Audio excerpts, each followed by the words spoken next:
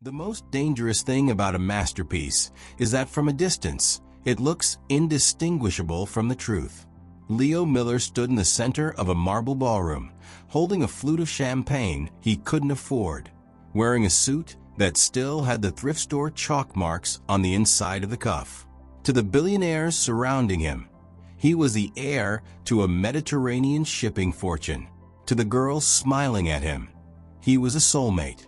But to the universe, Leo was a man building a cathedral out of smoke, unaware that the wind was about to pick up.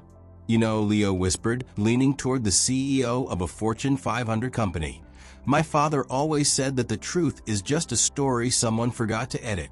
He didn't realize then that by the end of the night, the edit would be written in his own blood, and the cathedral of smoke would become his cage. The architecture of the great lie. Leo didn't just lie. He curated reality.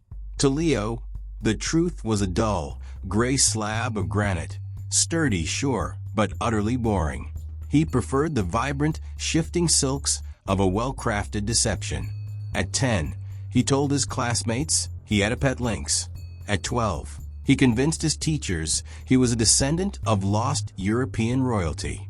By 17, Leo had become a master architect of the almost true. He lived in the gaps between what happened and what could have happened if life were more cinematic. "It's not lying," he'd whisper to his reflection while adjusting his tie. "It's aggressive storytelling." But the universe has a way of balancing the scales. For every false thread Leo pulled from the loom of reality, he was weakening the fabric of his own world. He didn't know it yet, but the hard way wasn't going to be a lecture or a detention. It was going to be a total collapse. The spiral. The problem with a big lie is that it requires 1,000 smaller lies to act as scaffolding. Imagine a structure where every brick is balanced on a needle.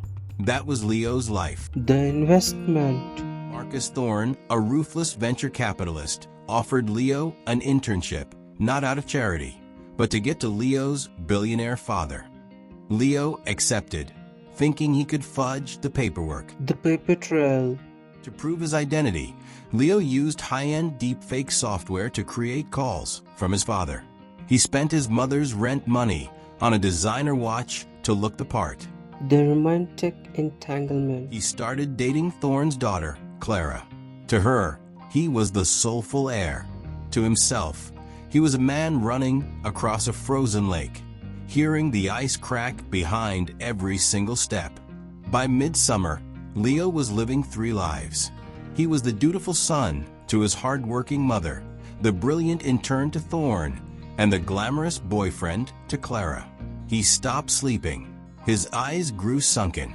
He began to forget which version of the truth he had told to whom. The day the wind died. The hard way arrived on a Tuesday.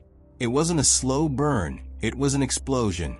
Thorne called Leo into his private office. Clara was there, her eyes red from crying. On the desk sat a manila folder, the physical manifestation of Leo's undoing.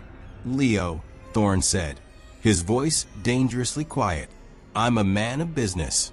I verify assets. I did a background check on the Vance estate in Dubai. Do you know what I found?" Leo's heart hammered against his ribs like a trapped bird. He uses aliases for security. "No," Thorne slammed his hand on the desk.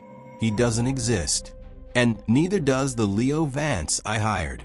But I did find a Leo Miller, a kid whose mother works 10 hours a day at the dry cleaners to pay for a school he's currently failing because he's too busy playing dress-up." The silence that followed was heavy, suffocating. The silk had finally snapped. The reality check. The cost of deception. He lost everything. The internship, the girl, the reputation, and eventually his pride. He spent the next year working at the same laundromat his mother did, scrubbing stains out of clothes worn by people who used to look up to him.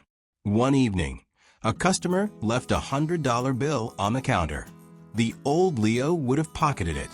The new Leo, the one who had learned the hard way, ran 3 blocks in the rain to hand it back. Why'd you bother? The man asked. Leo wiped the rain from his face.